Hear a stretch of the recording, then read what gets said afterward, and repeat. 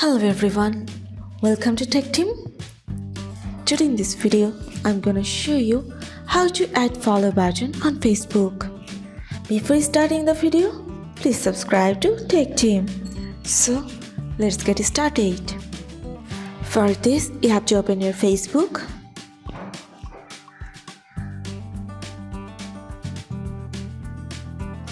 Now click on menu option. Go to your profile. Here you can see 3 dots. Press on this.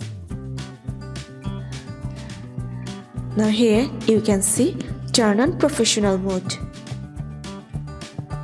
Press on turn on.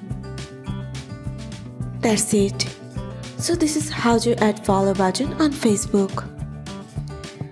So guys, that's it. You can do this. I think this video is very helpful to you. If it was, then give a thumbs up and hit the subscribe button. And thanks for watching.